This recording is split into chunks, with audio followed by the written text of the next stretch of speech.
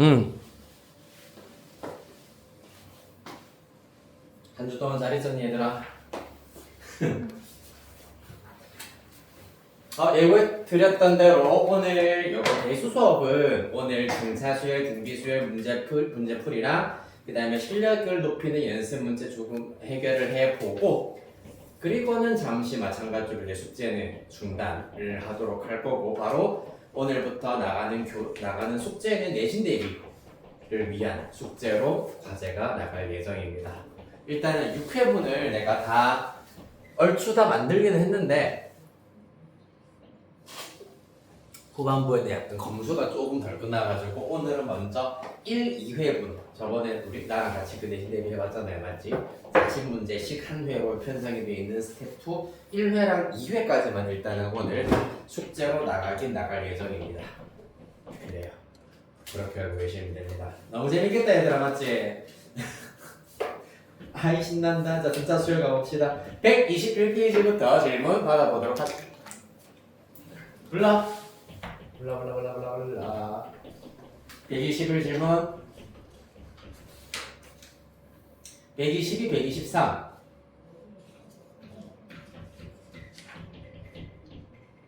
124, 125 25번 또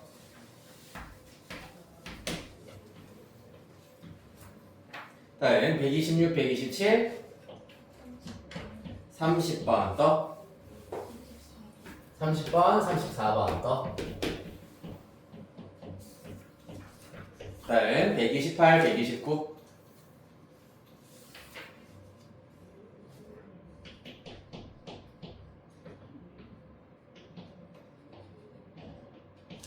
다음 130, 131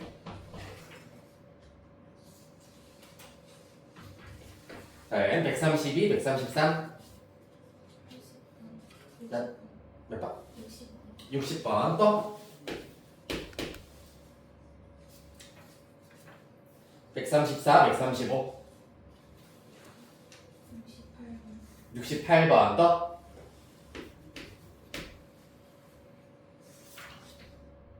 68번? 58번이야 60? 아 맞네 내가 그때 못 봤네 68번 맞네요. 네. 말고 괜찮습니까? 자 이렇게 질문풀이 먼저 해보도록 하자. 얘들아 지금 스타트부터 너무 약간 침울해 있지 마시고요. 오늘도 즐겁게 한번 해보도록 하시죠. 자 25번 문제 봅시다. 이야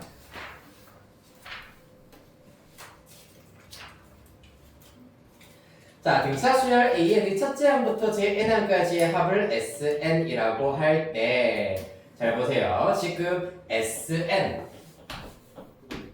에 대한 정보, 조건이 지금 나와 있습니다. S7 빼기 S4가 나와 있고 그 다음에 S6가 나와 있는 상태입니다. 자 그래서 얘네들을 이용을 하여서 A2를 구하여라 라고 하였기 때문에 해결할 수 있는 방법, 전략은 두 가지가 있습니다. SN과 AN 사이의 관계를 떠올리실 수도 있고요. 아니면은 SN도 전부 다 뭘로 A와 D를 이용해서 모두 다 나타내 주시면은 두 개의 조건이 주어져 있으므로 식이 두 개, 문자도 두 개 연립하여 AD를 찾아내는 방법이 있을 수 있겠습니다. 맞지? 조금 더 단순하고 쉬운 방법이 요 녀석이기 때문에 요걸로 접근을 해보도록 할 거고 얘 같은 경우에는 때에 따라서는 나오지 않는 경우도 있긴 있습니다. 특히 25번 문제 같은 경우에는 SN이 n에 대한 식으로 나와 있는 게 아니라 값으로 나와 있기 때문에 이런 경우에는 불가능할 수도 있다라는 겁니다. 따라서 요거는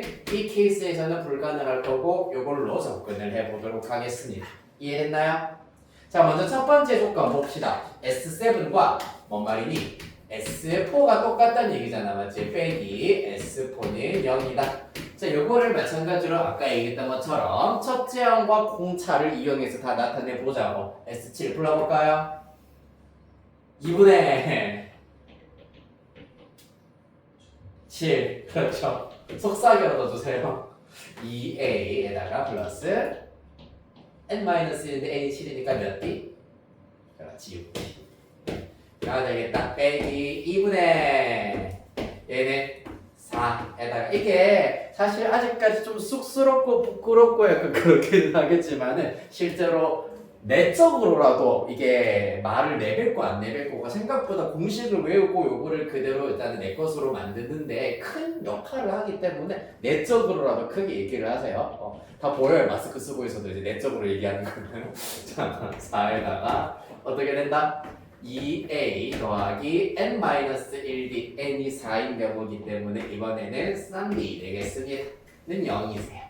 그럼 이렇게 갖다라고 두어버리실 수 있겠습니다. 맞지? 자, 그리하여서 좌변은 이렇게 그 약분을 하여가지고 a 플러스 3d를 7배 하여라 7a 플러스 21d가 되실 거고요. 우변의 경우는 이렇게 약분 가능하십니다. 4a 플러스 6d 따라서 3a 21d 넘겨버릴까요? 아니 6d 넘길까 그냥? 빼기 얼마 되니까 15d 플러스 15d가 되겠네요. 따라서 a 플러스 5d는 0이다. 이렇게 첫 번째 관계식 얻어내실 수 있겠습니다. 맞나요? 두 번째 S6가 30입니다. 가봅시다. S6 이제 껌이지. 2분의 얼마? U I 잘한다. 바로 열고 몇 A? 2A 플러스 몇 D? 5D 다 들려요. 네, 30이다. 자, 따라서 약분 갈겨주시고 3으로 나누어주면 2A 플러스 5D는 10이다라는 거 이렇게 니은으로 잡으실 수 있겠습니다. 따라서 말했던 대로 기억과 니은 연 to the leap 해주시면 여기에서 요거 뺄까? 그러면 A가 10 나오겠네요. 그렇죠? A가 10이면 D는 마이너스 5, 마이너스 2죠. 이렇게 넣으셔야 되겠습니다. 됐습니까? 따라서 첫째 항목 공차를 알아냈으므로 뭐라고 했습니까? A2 당연히 A2의 경우에는 A 플러스 1B이기 때문에 최종 결과 8 되시겠습니다. 다음 30.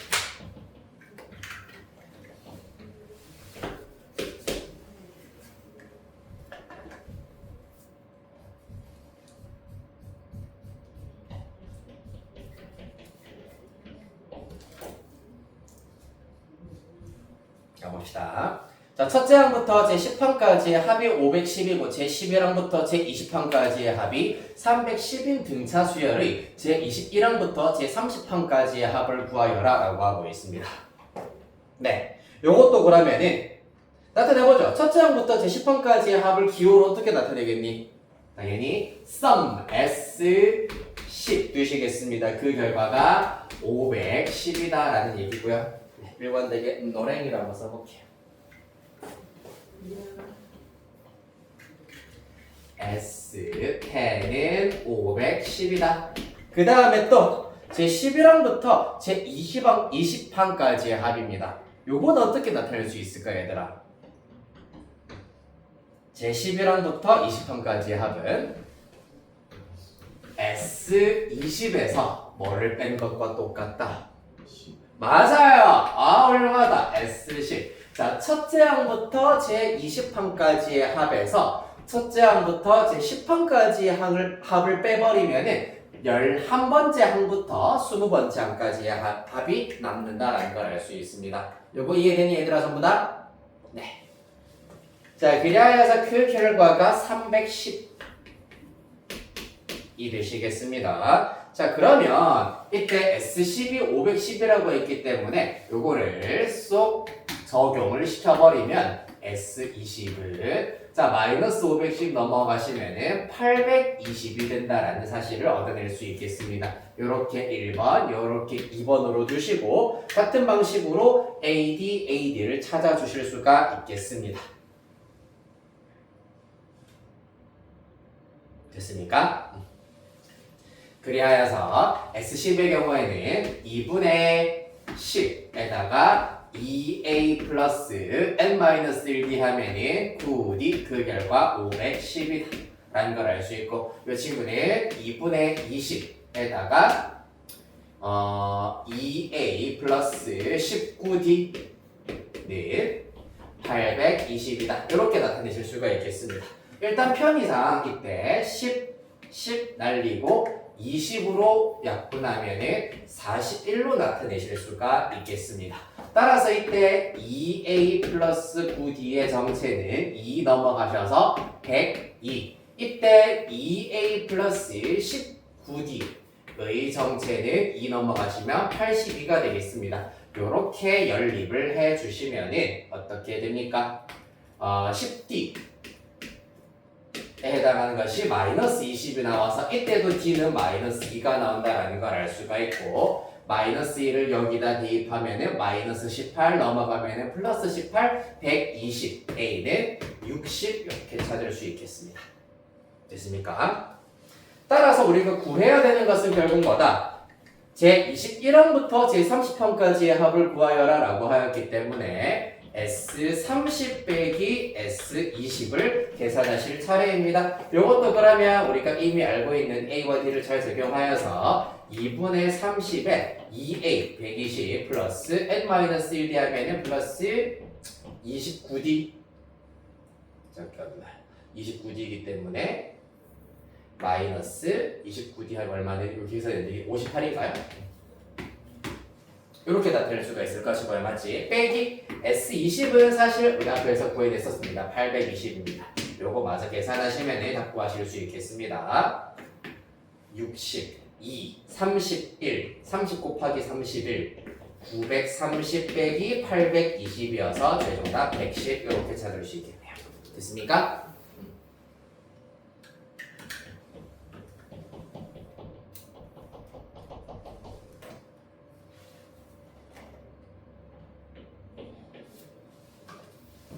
34번.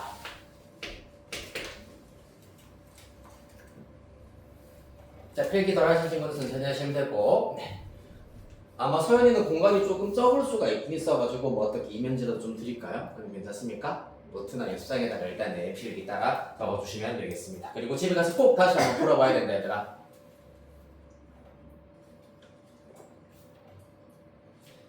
지금 하고 있는 대수 여러분들한테는 선행 수업인 것은 당연히 사실이긴 합니다. 선행 수업인 건 사실이지만은 이때 여러분들이 공부해 놓은 것 정도는 다 마스터했다고 가정을 하고 겨울방학 특강 이제 난이도를 결정을 할 겁니다. 그렇기 때문에 당연히 여기서도 이제 그렇게 설렁설렁 하는 친구 전혀 없긴 하겠습니다만은 꼼꼼하게 지금 질문 나왔던 문항들 내가 대수의 경우는 따로 테스트는 치고 있지 않지만은 꼭 반복 학습을 잘 해주셔야 하시겠습니다. 이어서 34번.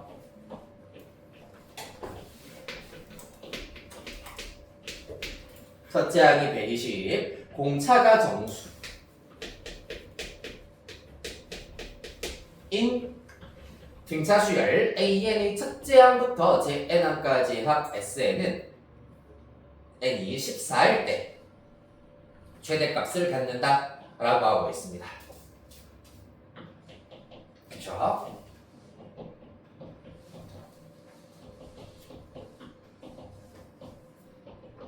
자, 가보도록 할까요? 그러면은 N이 14일 때 최대값을 갖는다는 얘기는 무슨 말이겠습니까? S14가 SN의 최대값이다. 라는 얘기입니다. 맞습니까? 그쵸? 얘가 의미하는 거 뭐겠노 그러면은 여기 지난 시간에 유형 문제 하나 풀어드렸습니다. 맞지? 지금 첫째 항이 양수이면서 공차가 만약에 양수면은 AN은 한없이 커진다. 그럼 SN도 한없이 계속해서 증가하는 형태가 되어야 하겠습니다. 그런데 SN이 최대값을 가진다는 얘기는 증가하다가 어느 순간부터 감소한다라는 것을 알 수가 있고 그 말은 AN은 어느 순간 음수가 된다라는 걸 알 수가 있겠습니다. 맞지? 맞니? 그러면은 이와 같이 S14가 최대값이다 라는 얘기는 무슨 말이다? 똑같은 말. A14까지는 0 이상이다. 하지만 A15부터는 음수가 되어야 한다 라는 것을 의미하시겠습니다.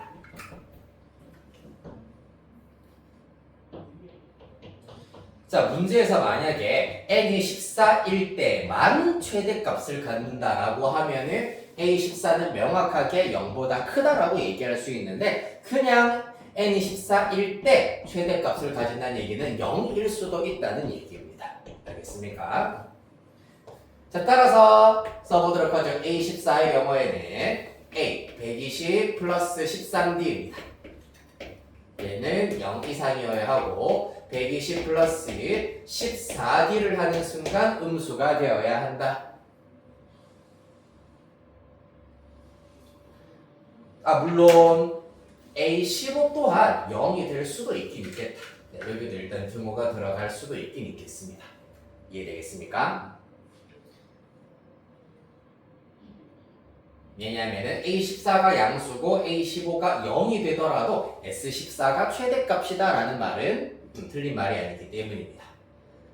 자, 따라서 요 연립부등식을 해결해 보도록 하겠습니다. 먼저 첫 번째 부등식의 경우에는 13D가 마이너스 120 이상이다. D의 경우에는 마이너스 13분의 120 이상이다 라고 하고 있는데 13분의 120이 대략 얼마니? 9. 얼마가 되겠다, 그렇죠? 따라서 마이너스 9. 이상이다 라는 걸 알 수 있겠습니다. 또한 두 번째 14D의 경우에는 마이너스 120보다는 작거나 같아야 한다. 이때 D는 마이너스 14분의 120, 7분의 60 이하여야 하겠습니다. 얘 같은 경우에는 마이너스 8.0이 된다는 걸 알 수 있으므로 이를 통하여서 D의 값의 범위는 마이너스 9.0 이상, 마이너스 8.0 이하여야 하기 때문에 정수 D는 마이너스 9만 가능하다라는 것을 알 수 있겠습니다. 됐습니까? 뭐가 이렇게 반짝반짝거리니? 뭔가 약간 껌뻑껌뻑거리네, 맞죠?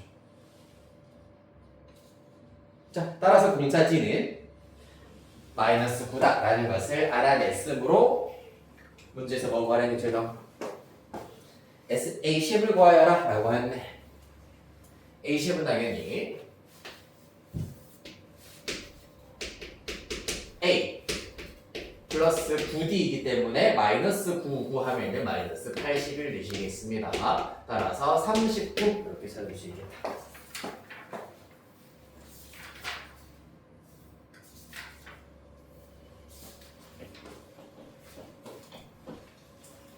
자, 그리하여 이렇게 등차수열 문제풀이를 쭉 진행을 해봤는데 지금 이 세 문제 풀면서 알 수 있었던 게 등차수열의 경우에는 일반항이 나오건 합이랑 같이 나오건 무조건 A와 D를 알아내는 것이 관건이구나. 그러면은 어떤 것도 어렵지 않게 싹 다 구해낼 수가 있었다라는 핵심 정리하실 수 있겠습니다. 됐나요?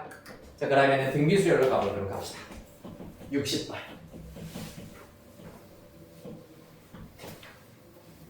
자, 얘들아, 등차수열 문제를 해결을 할 때 A와 D를 알아내는 것이 관건이었으면 등비수열은 그러면 누구랑 누구를 알아내야 되겠노? A랑 그렇지, 공비. 첫째 항이랑 공비를 알아내는 것이 관건이어야 하겠습니다. 가봅시다. 60번 문제입니다. n 플러스 2개의 수 1부터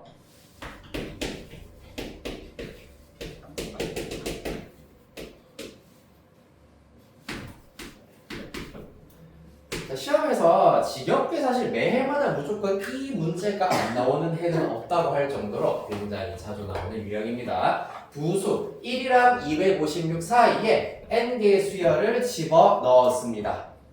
그랬더니 처음부터 끝까지 무슨 수? 등비수열을 이룬다 라고 얘기하고 있고요. 그때 A1부터 AN까지의 합은 마이너스 86일 때 n의 값을 구하여라 라고 하고 있습니다.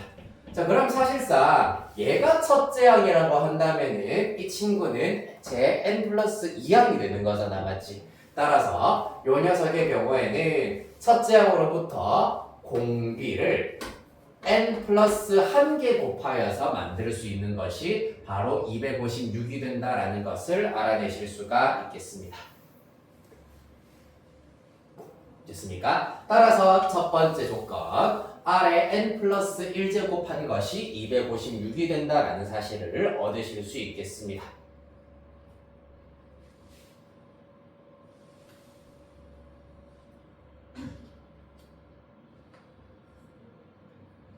자, 사실 요것만 봤을 때는 이제 R과 N이 각각 얼마쯤 되겠다라는 거 약간 유추를 하실 수가 있긴 있습니다. 유추한 결과는 오른쪽에 살짝 써볼까? 예를 들어서 R이 2면은 2를 몇 제곱하면 256되노? 8제곱하면 되겠죠. 그러면 N은 7이 될 것이고 그 다음에 마이너스 2,7도 사실은 가능한 상태입니다. 둘 중에 하나일 가능성이 매우 크겠습니다. 그렇죠? 물론 사실 같은 원리에 의하면은 4의 4제곱도 가능하기 때문에 4, 3, 마이너스 4, 3 이런 것들도 일단 가능은 할 겁니다. 맞습니까? 과연 이 중에 어떤 것이 될지 두 번째 조건을 이용을 하여서 살펴보도록 하겠습니다. 얘들아, 여기까지의 합이 얼마다? A1부터 AN까지의 합이 마이너스 86이라 한다. 맞지? 그러면은 당연히 첫 번째 1부터 256까지의 합은 당연히 마이너스 86에다가 1과 256을 합해 주시면은 그 결과 171이 나온다고 합니다. 됐습니까? 자, 요거를 이용을 하실 수가 있습니다. 자, 총 n 플러스 2개의 등비 수열의 합입니다. Sn 플러스 2입니다. 써보도록 할까요? 그럼 얘는 R 우리가 모르기 때문에 R-1분의 첫째 항은 1이고요. R의 n 플러스 2제곱 마이너스 1 이렇게 나타내실 수가 있겠습니다. 그 중에서 R의 n 플러스 1제곱은 256이라고 하였기 때문에 R-1분의 256R-1 이렇게 나타내실 수가 있고 그 결과가 171이다. 따라서 256R-1은 171R-171이 된다. 넘겨. 얼마죠? 그러면은 넘기고 하여서 계산을 했더니 R의 값 자체가 마이너스 1자 없는 식이기 때문에 이렇게 딱 하나로 나오겠네. R이 마이너스 2가 나온다. 그럼 우리가 유추했던 것 중에서 아하, 요 녀석이 되겠구나라는 것을 알아내실 수가 있겠습니다. 따라서 R이 마이너스 2라면은 N의 값은 7이구나라는 걸 얻으실 수 있겠습니다. 네, 따라서 답은 7 이렇게 되겠네요.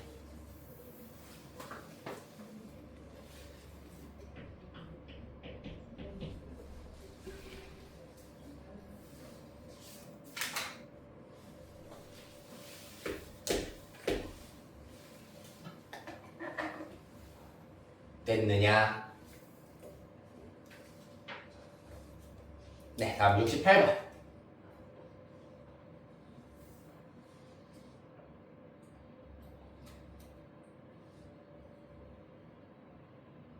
갑시다.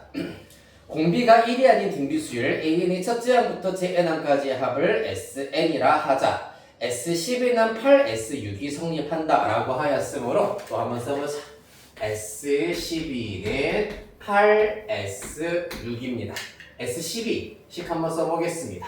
R-1분의 A의 R의 12제곱 마이너스 1 이렇게 나타낼 수 있고 8 곱하기 S6 또한 R-1분의 A의 R 6제곱 마이너스 1이야.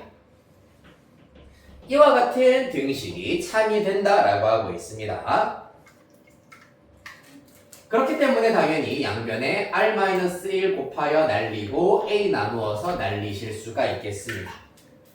맞습니까? 더군다나 좌변에 R12제곱 마이너스 1의 경우에는 R6제곱 마이너스 1, R6제곱 플러스 1 8 곱하기 R6제곱 마이너스 1이 되겠네요. R이 1이 아니라고 하기 때문에 당연히 얘들도 0이 아닙니다. 따라서 이렇게 날리실 수가 있겠습니다.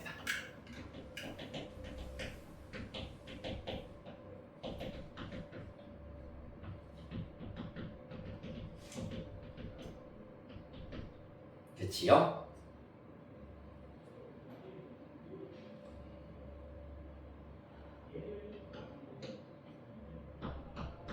마이너스 1 잠깐만.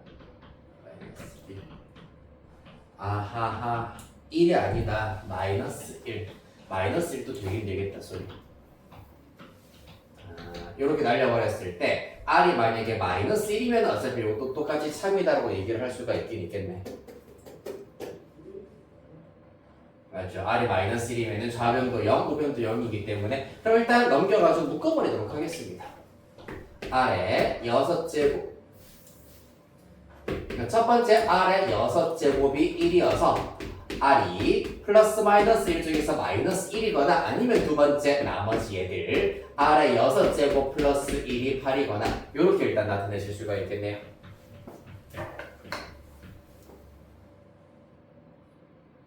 그치요? 여기 지금 이 문제에서는 공비가 1이 아닌 등비수열이라고 하였으므로 약간의 오류가 있긴 있겠다. 네, R이 마이너스 1인 경우를 지금 빼놓고 생각을 한 것 같습니다. R이 마이너스 1일 때. 네, 자 그럼 문제 수정을 하는 게 낫겠다. 요거를 자연스럽게 풀기 위해서 68번 공비가 1이 아닌 등비수열 AN에서 이렇게 쓰겠습니다. 공비가 플러스 마이너스 1이 아닌으로 수정을 하고 문제 해결하도록 하겠습니다. 그래야지 지금 여기에 출제 의도에 맞게 해결할 수가 있겠다. 별로네요.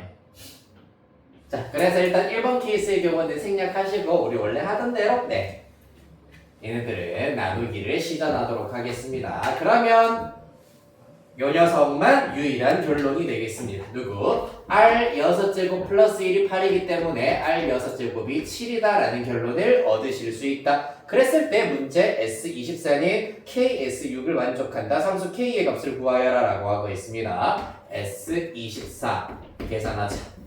어떻게? R-1분의 첫째 항 A에 그 다음에 R의 24제곱 마이너스 1 이렇게 나타내실 수가 있고 그 다음에 KS6의 경우에는 K 곱하기 R-1의 A에 R의 6제곱 마이너스 1로 나타내실 수 있습니다. 맞습니까? 자 그러면은 여기에서 결국에는 동그라미 친 부분 길이 같아야 된다라는 거. 그러니까 K 곱하기 R의 6제곱 마이너스 1이랑 R의 24제곱 마이너스 1이 같아져야 한다는 얘기입니다. 결론 위에다가 한번 써볼게. K 곱하기 R 6제곱 마이너스 1은 R의 24제곱 마이너스 1이구나. 자 따라서 K는 으로 계산을 해버리면 R 6제곱 마이너스 1분의 R의 24제곱 마이너스 1 되시겠습니다. 자 됐나요? 요거 사실 약분을 해가지고 나타낼 수도 있긴 있을 겁니다. 왜냐하면 7 4제곱 하는 게 좀 어렵기 때문입니다. 그래서 먼저 여기에서는 R 6제곱을 라지 R이라고 준다면은 라지 R 마이너스 1이고 그러면은 R의 4제곱 마이너스 1이기 때문에 약분해버리면 R 제곱 플러스 1 그 다음에 R 플러스 1 이렇게 남는다는 걸 알 수 있다. 왜냐하면 이 친구는 R 제곱 플러스 1에 R 제곱 마이너스 1인데 걔는 한 번 더 인수분해하여서 이렇게 나타낼 수 있기 때문입니다. 약분하고 나면은 이와 같이 남겠습니다. 따라서 그 결과 R은 R의 6제곱이었고 얘는 7이라 하였기 때문에 7 바로 대입하도록 하겠습니다. 7 대입시켜주시면은 50 곱하기 7 플러스 1 8이기 때문에 표준 결과 400 이렇게 써드릴 수 있겠습니다.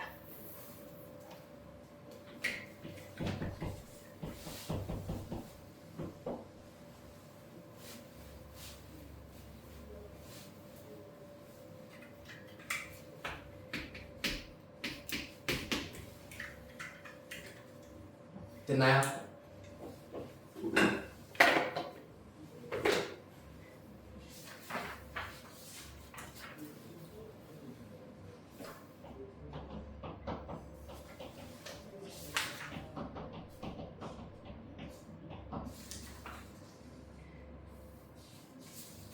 자, 이렇게 해서 일단 등차, 등비수열 문제.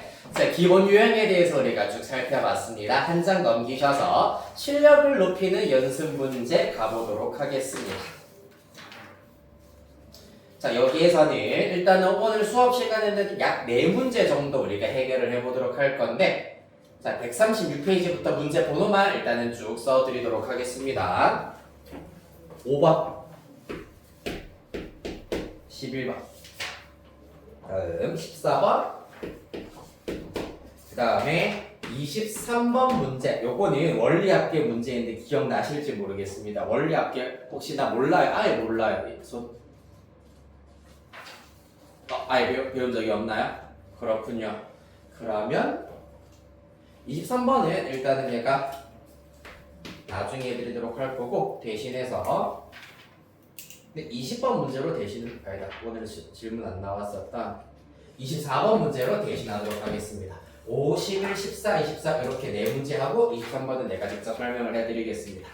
자, 요거 괄호친 거 제외하고 4문제 일단 해결하는데 10분 정도 드리도록 할게요. 10분 후에 답 확인하고 풀이합시다.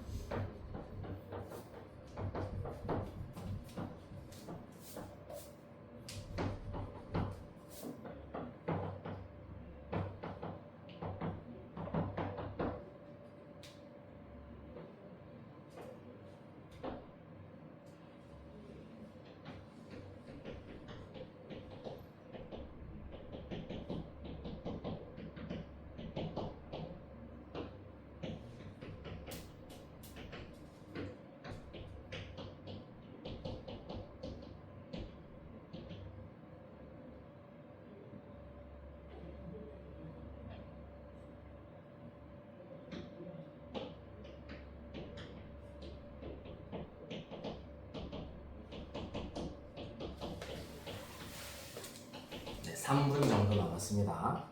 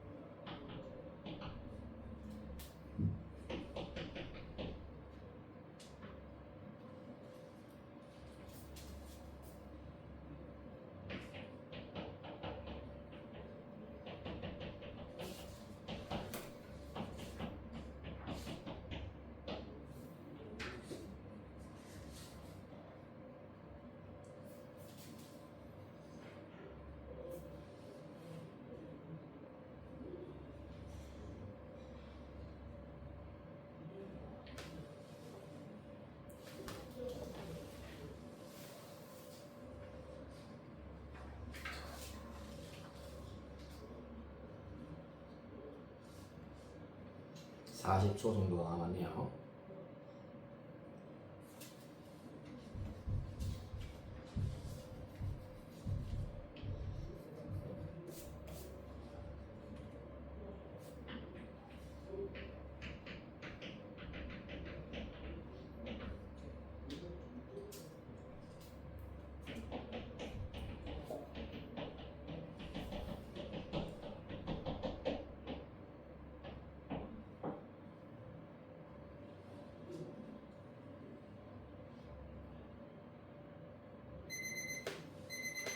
오케이.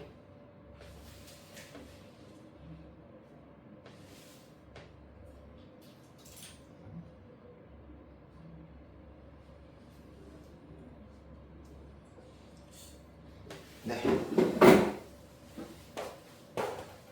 자, 봅시다. 5번부터 답부터 확인을 해보도록 합시다. 5번에 1번.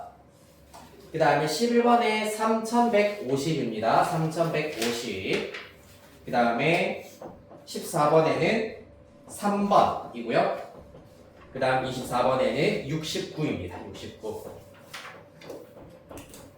자, 몇 번 해볼까요? 잘 모르겠어요. 오케이, 승은이 11번 또. 지우는 괜찮은 거 같고. 서윤이. 그럼 11번만 해보도록 하겠습니다. 11번 봅시다. 자, 20과 200 사이의 자연수 중에서 9 또는 15로 나누어 떨어지는 수의 총합을 구하시오라고 하고 있습니다. 하하, 희한하네요. 무슨 말입니까? 일단 9 또는 15로 나누어 떨어진다라고 하였기 때문에 9의 배수와 15의 배수를 모두 다 써보자라는 얘기가 될 겁니다. 살짝 집합의 개념을 조금 갖고 오시는 것이 조금 낫겠네요. 맞지? 자, 그래서 일단 9의 배수를 보통 우리가 앞에 썼던 것에 의하면 A9, 15의 배수는 A15 정도로 나타내실 수가 있는데 20과 200 사이라고 했기 때문에 9의 배수 가장 작은 거 그럼 27부터 출발해야 되겠네. 94, 36, 95, 45 등등등 요렇게 일단은 나아간다라는 것. 그 다음에 200 이하라고 했기 때문에 900, 자 180, 그 다음에 플러스 189, 198 정도가 마지막 9의 배수가 된다고 하실 수 있겠습니다. 그 다음에 15의 배수의 경우에는 최소 30부터 시작하여서 45, 60 등등등 가서 200보다 작은 15의 배수 180, 195 정도가 있겠습니다. 맞습니까? 네. 자, 그러면은 이때 또는으로 연결되어 있기 때문에 우리는 A9 그리고 합집합 A15를 우리가 일단은 생각을 해줄 수 있어야 되겠네. 그래서 이 원소를 구하신 다음에 그 원소의 총합을 알아내야 된다는 것이 관건이 되시겠습니다. 맞습니까? 자, 그러면은 어떻게 하면 된다? 우리가 사실 원소의 총합이라고 하였기 때문에 집합의 개념을 살짝 갖고 오자면은 S라는 기호를 써가지고 우리가 원소의 총합을 몇 번 나타내 본 적이 있습니다. 맞지? 요것도 마찬가지로 SA9에다가 플러스 SA15에다가 빼기 SA 교집 A9 교집합 A15가 된다라는 걸 알 수 있고 우리는 요 녀석 9와 15의 공배수 집합이기 때문에 어렵지 않게 A45가 된다라는 걸 얻어내실 수가 있겠습니다. 됐습니까? 맞죠? 9의 배수 중에서 15의 배수 30, 45, 45의 배수라고 하실 수가 있겠네. 그리하여서 얘네들을 각각 구하여서 최종 계산을 해보도록 하겠습니다.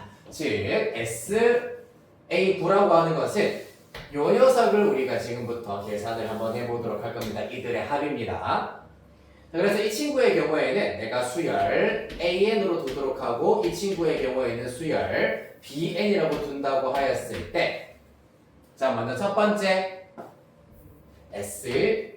A9의 경우에는 A1부터 시작하여서 자 얘가 첫째 항이라고 한다면 이 녀석이 몇 번째 항인지를 우리가 생각을 해봐 주셔야 되겠습니다. 공차가 지금 9인 상태가 될 것이고 198은 여기다 써볼까? 일단 AN이라고 할 것이고 그때 198이라고 하는 것은 첫째 항 27로부터 공차 9를 몇 번 더했는지 생각해 보도록 합시다. n-1 곱하기 공차 9가 된다. 따라서 이거를 마저 계산하시면 9n에다가 플러스 18이다라는 걸 알 수 있습니다. 넘어가면 180 따라서 n은 20이다라는 걸 알 수가 있겠네. 따라서 여기 얘가 20이 된다는 걸 아실 수 있겠습니다. 맞습니까?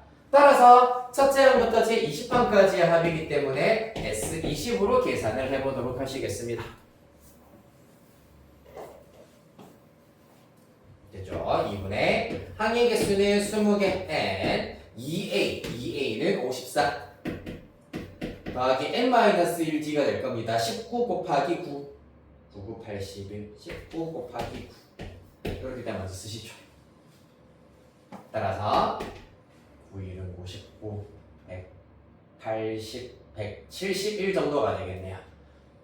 따라서 10 곱하기 54 더하기 171 해버리면은 225 따라서 2250 이렇게 구할 수 있겠습니다. 여기까지 이해됐나요? 일단 한 번 더 지금 약간 놓치신 아이들이 있는 것 같아가지고 이 문제에서 20과 200 사이의 자연수 중에서 9의 배수이거나 또는 15의 배수를 전부 다 합하세요라고 했기 때문에 지금 먼저 그 9의 배수를 다 합하고 있는 과정입니다. 이 녀석을 첫째 항이라고 한다면은 이 친구가 몇 번째 항인지 먼저 계산을 했다. 등차수열의 1번 항을 이용해서 계산을 하였더니 마지막 항은 제20항이구나라는 것을 알아냈습니다. 맞지? 따라서 첫째 항부터 제20항까지의 합 S20을 계산을 했다. 여기까지 따라왔니? 그럼 이제 뭐 해야 된다? 15의 배수를 마찬가지로 합해 주도록 할 겁니다. 두 번째로는 S sum A 15가 될 겁니다.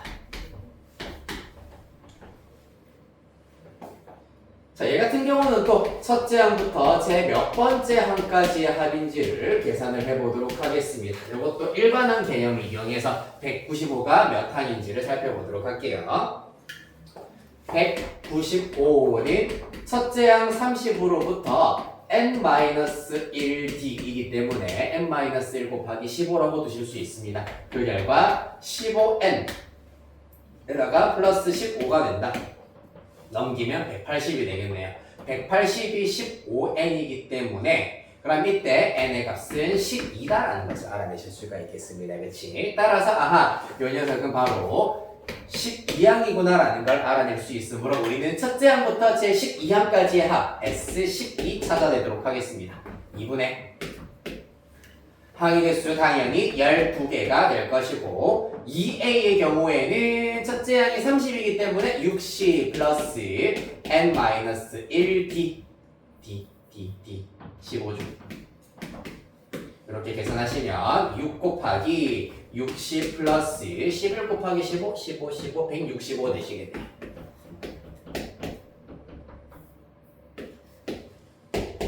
자, 따라서 이거 마저 계산하시면 225 되겠습니다. 곱하기 6 하시면 6, 5, 30, 6, 2, 12, 6, 2, 12, 1350 이렇게 찾으실 수 있겠습니다. 이제 라스트로 우리가 구해야 되는 것은 누구? 겹치는 원소에 해당하는 A45를 지금부터 빼보도록 하겠습니다. 요거는 사실 나열해가지고 직접 다이렉트로 구해도 어렵지 않을 거야. 45, 그 다음 얼마? 90, 그 다음 135, 그 다음 180이 끝이기 때문입니다. 그렇지? 얘네들은 실제로 다 합해 주시면은 요렇게 합했을 때 225, 225이기 때문에 다 합하시면은 450이 된다라는 걸 얻으실 수 있겠습니다. 따라서 최종 결과 2250 더하기 1350 빼기 450 하시면은 최종답 900 더하셔서 3150 이렇게 찾으실 수 있겠습니다.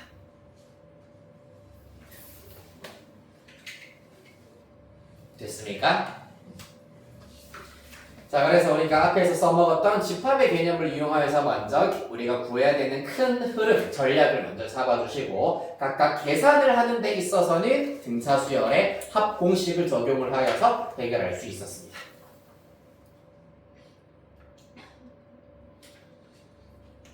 됐나요? 네. 자, 그러면 우리 한 장 넘기면서 139페이지 원리합계 문제 살피도록 하겠습니다. 23번.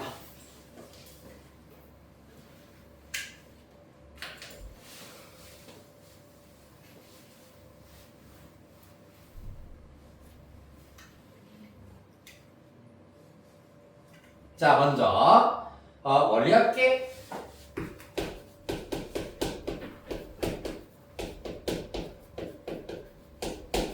라는 용어의 의미가 무엇이냐 하면은 원금과 리자, 원래는 이자입니다. 좋은 법칙을 써서 리자라고 일단 썼네요. 자, 원금과 이자를 총합했을 때 얼마냐를 물어보는 것이 되겠습니다.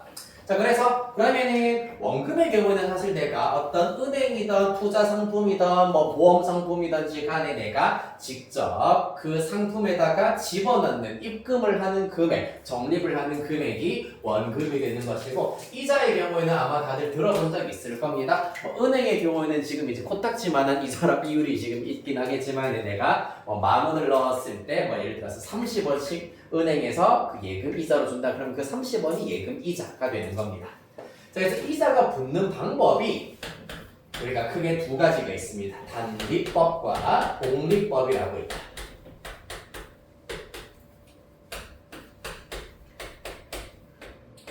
자, 쉽게 생각하면 단리법의 경우에는 계속해서 더하기 방식으로 이자가 붙는 방법이 단리법이면, 복리법의 경우에는 곱하기로 이자가 붙는 것이 복리법입니다. 자, 예를 들어가지고 내가 10,000원을 1,000원을 집어넣었다고 할까요? 1,000원을 적립을 했다. 그때 단리법을 이용을 하여가지고 단리법을 이용을 하여가지고 이자를 생각을 해보자면은 10% 이율이 있다고 하겠습니다.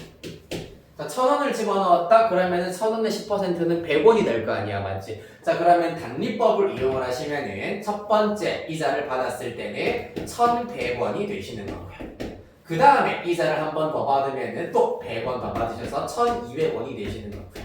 그 다음에 예를 들어가지고 한 달에 100원씩 준다고 한다면 그 다음 달의 경우에는 1,300원, 그 다음 달에는 1,400원 이렇게 나아가는 것이 단리법이 되시는 겁니다. 이해되겠습니까? 한편 복리법의 경우에는 뭐라고 했노? 곱하기로 계산을 한다고 했잖아, 맞지? 자, 그러면은 10%의 이자를 받는다는 얘기는 사실상 내가 1,000원의 1.1배가 된다라는 것을 얻으실 수가 있습니다. 이해되겠습니까? 그러면 그 다음 달에는 어떻게 된다? 1,000 곱하기 1.1에다가 1.1을 또 곱하여서 1.1의 제곱배가 된다 라는 얘기고, 그 다음에 또 1,000 곱하기 1.1의 세제곱, 이런 식으로 이자를 받는 방식이 바로 복리법입니다. 원래 디테일한 의미를 얘기를 하자면 단리법은 말 그대로 처음에 내가 적립한 금액에서 딱 단자가 이게 자르다라는 의미이기 때문에 여기에서 딱 10%를 잘라낸 금액을 이렇게 쭉쭉쭉 더하기로 나가는 방법이라면은 복리법이라고 하는 것은 복수, 다시 말해서 요 녀석을 원금으로 하였을 때의 10%의 이자를 더 준다. 그 다음에 요 녀석을 원금으로 하였을 때의 이자를 10%를 더 준다. 이기 때문에 원금의 개념이 이렇게 중복이 된다. 그래서 복리법이다라고 이해를 하시면 되시겠습니다. 자, 그래서 원래 숨어있는 뜻의 의미의 경우에는 단리법은 요 녀석만 원금으로 하여서 계산한 100원을 붙여주시는 거고, 얘를 원금으로 해서 10%, 얘를 원금으로 해서 10%를 더 붙여준다라는 걸 알 수 있습니다. 이해되겠습니까? 그래서 사실 이제 사람들한테 더 유리한 것은 복리법이 더 유리하다. 왜냐하면 이 친구가 지금 1,100원인 상태잖아. 그러면은 원래 1,100원에다가 요 녀석이 10%이기 때문에 아까는 100원이 더 붙었다면 지금은 110원이 더 붙는다라는 걸 알 수가 있어. 이해되겠습니까? 자, 그렇게 하여서 복리법으로 계산을 하였을 때 23번 문제 마저 이어서 해결해 보도록 하겠습니다. 복리법으로 계산을 하였을 때 원리합계를 살펴보도록 하자.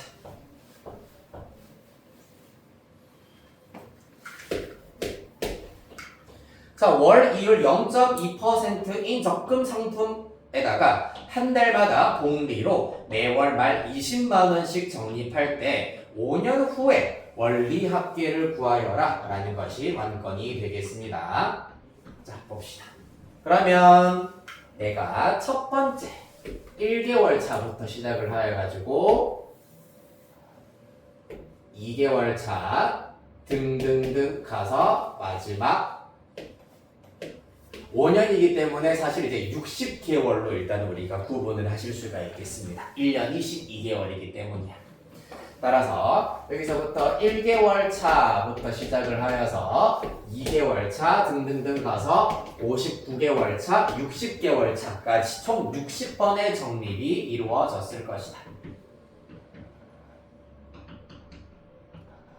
라는 것이 관건이 되겠습니다. 이해되겠습니까? 자, 여기에서 각각 얼마씩? 20만 원씩이라고 했기 때문에 만원 단위는 빼버리고 20, 20 등등등 가서 20만 원, 20만 원씩 적립을 했다고 하겠습니다. 자, 여기서 동그라미 하나 치도록 하겠습니다. 매월 말자에다가 동그라미 치겠습니다. 말에 적립을 하였기 때문에 마찬가지로 5년 후 마지막 달의 마지막 그 말에다가 적립을 하였기 때문에 마지막에 적립한 금액의 경우에는 이자가 붙지 않는다라는 것이 관건입니다. 따라서 마지막에 딱 적립을 하였을 때 금액은 이자가 붙지 않는다. 하지만은 그보다 1개월 앞에 59개월 차에 적립한 금액의 경우에는 월 이율 0.2%라고 하였기 때문에 이자 0.2% 붙었을 것이므로 원금 곱하기 0.2%이기 때문에 002가 되어야 되겠네요. 002배가 되었다라는 걸 알 수가 있겠습니다. 자, 그러면 그 전에 적립한 금액의 경우에는 2개월이 흘렀으므로 이자가 2번 붙었을 것이다. 자, 그러면은 곱하기 원리를 적용을 하여서 20 곱하기 1.002의 제곱이 된다라는 것을 얻으실 수 있겠습니다. 그렇게 가서 1개월 차에 적립한 금액의 경우에는 그럼 어떻게 된다? 이자가 총 59 1.002에 59개 59번 이자가 붙었다라는 것을 아실 수가 있겠습니다.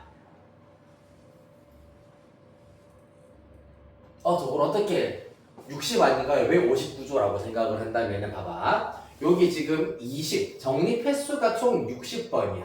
얘가 이자가 0번 붙었잖아, 맞지? 0번 붙은 것부터 출발하였기 때문에 한 번, 두 번 쭉쭉쭉 올라가면은 얘는 59번이 붙었다라는 것을 아실 수가 있겠습니다.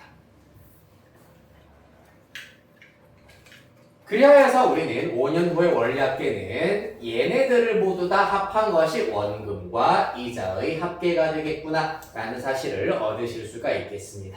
따라서 합하자 sum S 계산을 해버리면 공비는 보시다시피 1.002가 되겠네요. 요 녀석 이렇게 쭉쭉쭉쭉쭉 올라간다고 하였을 때 공비가 1.002 R-1분의 첫째 항 20 R 1.002의 항의 개수는 총 60개가 되시겠습니다. 빼기 이렇게 등비수열 합공식을 이용을 하여서 노란색으로 네모박스 친 부분의 합을 구하실 수가 있다. 와, 1.00의 60제곱 저를 어떻게 어느 세월에 다 계산하죠? 라고 고민을 하실 수가 있는데 이런 경우에는 문제에 갖다 줍니다. 단 1.00의 60제곱은 1.13으로 계산한다 라고 하였기 때문에 20 곱하기 1.13 빼기 1이기 때문에 0.13으로 쳐주시면 되시겠습니다.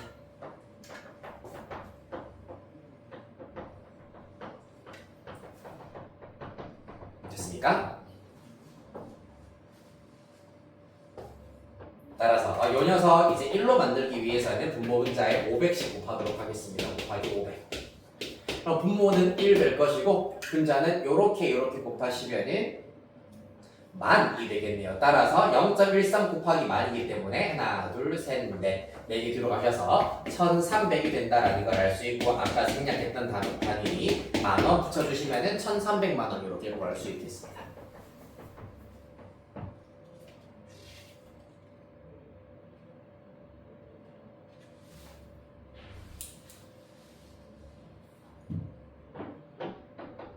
됐습니까? 자, 그래서 복리법이기 때문에 이자를 그 이유를 고려를 하여서 곱하기로 이자가 붙어진다라는 것이고 적금 상품이기 때문에 매달마다 일정한 금액을 집어넣는다. 그럼 마지막 금액의 경우에는 이자 이 문제 케이스에서는 이자 안 붙어. 얘는 이자가 한 번 붙어. 이때 적립한 금액은 이자가 2번 붙어. 그 앞에는 이자가 3번 붙을 것이고 쭉 올라가시다 보면은 처음에 적립한 금액은 이자가 총 59번 붙었을 것이다. 따라서 1.002의 59제곱을 곱한 것이 첫 번째 내가 1개월 차에 적립한 금액의 실제 이제 원리를 합한 금액이 된다라는 얘기고 따라서 싹 다 합계를 하였을 때는 등비수열의 합으로 우리가 이해하실 수 있기 때문에 등비수열의 합공식을 이용하여서 찾으실 수 있겠습니다. 됐습니까? 이해 안 되는 부분 질문? 승은이 괜찮니? 재유 괜찮나요? 안 괜찮나요? 이해 안 되는 부분 뭐가 있을까요?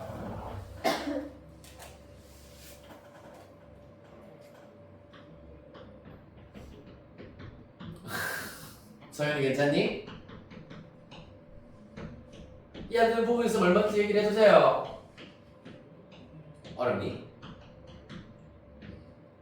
그럼 만약에 이런 경우 이제 문제를 살짝 수정을 하여서 매월 초에 적립한다라고 해버리면은 마지막 이때 월 초에 적립한 것의 경우에는 이자가 한번 붙는다. 따라서 그러면은 얘가 곱하기 1.002가 될 거고 제곱, 세제곱, 60제곱이 된다. 그러면은 또 원리합계가 계산하는 공식이 조금 바뀔 겁니다. 여기에 1.00 20 곱하기 1.002가 첫째 항이 된다라는 차이점이 생기겠습니다.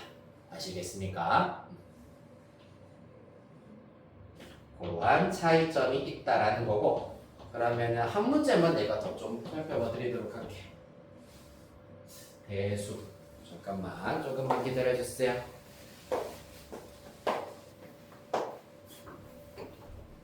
소매씨.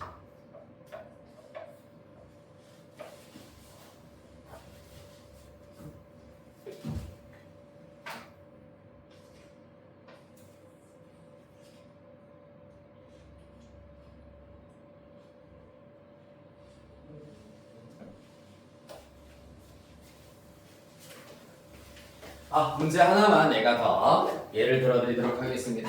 지금 여러분들 교재에는 없겠습니다만은 내가 칠판에다가 문제 설명을 쭉 해드리도록 할게요.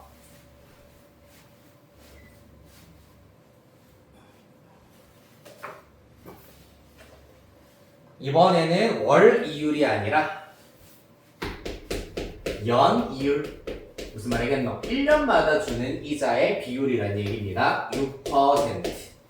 매년마다 복리로 매년 초에 1년마다 매년 초에 2천만 원, 2천원씩 2천만 원인 줄 알았네요. 2만 원씩입니다. 2만 원씩 10년 동안 적립을 한다. 그랬을 때 10년 말까지 적립금의 원리 합계를 구하시오라고 하고 있습니다.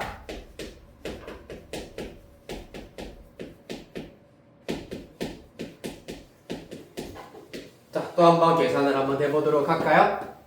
그럼 마찬가지 1년 차부터 시작하여서 2년 차, 3년 차 등등등 가셔서 9년 차, 10년 차까지 있을 겁니다. 자, 1년 차의 초, 2년 차 초, 3년 차 초 등등등 가서 9년 차 초, 그 다음에 10년 차가 되는 해의 초 각각 2만 원씩 적립한다고 했기 때문에 2 등등등 가셔서 2만 원, 2만 원씩 일단은 통장에다가 열심히 갖다 바치겠다라는 얘기입니다. 이해되겠습니까? 그랬을 때 우리의 원리합계는 10년째가 되는 해의 말의 원리합계를 지금부터 살펴보도록 하자라는 얘기입니다. 됐습니까? 자, 그럼 봐봐 얘들아. 10년 초, 10년이 되는 해가 올해가 만약에 딱 10년째가 되는 해라고 하자. 10년째가 되는 올해 1월 1일에 내가 마지막으로 적립을 했습니다. 올해 말 12월 31일에 지금 이제 원리합계를 보도록 할 겁니다. 이해되겠습니까? 자, 헷갈리는 부분만 여러분들이 잘 받아들여 주시면 문제 해결하는 건 어렵지가 않아. 봐봐. 10년 초에서 10년 말까지는 1년이 흘렀다고 할 수 있을까? 흐르지 않았다고 할 수 있을까? 원칙적으로는 이게 수학이라는 과목 안에서는 약간 1년이 안 됐다라고 볼 것 같잖아, 맞지? 그런데 이때는 1년이 흘렀다라고 생각을 할 수 있습니다.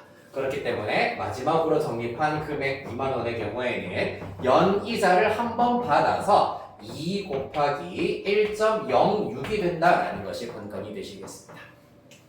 요것만 잘 구분하시면은 문제 해결하는 것은 어렵지가 않아. 그럼 이제 그 전에 적립한 금액은 당연히 이자 하나 더 받았겠지. 1.06의 제곱이 됐을 겁니다. 쭉쭉 올라가서 처음에 적립한 금액의 경우에는 그럼 이번에는 2 곱하기 1.06의 10제곱이 된다라는 것을 알아내실 수가 있겠습니다. 됐습니까? 사실 이게 10제곱이건 9제곱이건 중요하지 않아. 항의 개수가 10개다라는 것만 알고 있으면 돼. 왜? 우리가 지금 얘네들을 합하기 위해서 등비수열 합공식 쓸 거잖아. 맞지? 등비수열 합공식 쓰려면 뭐? 첫째 항, 공비, 항의 개수만 알면 돼. 마지막 항의 지수가 10이건 20이건 100이건 난 몰라도 된다는 얘기야. 맞지? 이딴 거 신경 쓰지 마시고 S는 자, 제이유야. 그러면은 공비는 얼마겠니?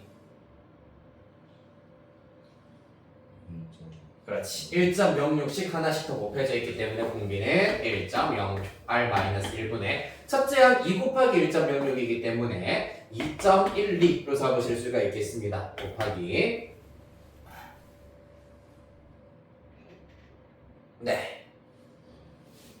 항의 개수는 지금 정립한 횟수랑 결국엔 똑같다라고 할 수 있기 때문에 10개가 되겠네. 따라서 R에 10제곱 마이너스 1로 계산을 해주시면 되겠습니다. 자, 이 문제에서 덮어버렸네. 잠깐만. 야.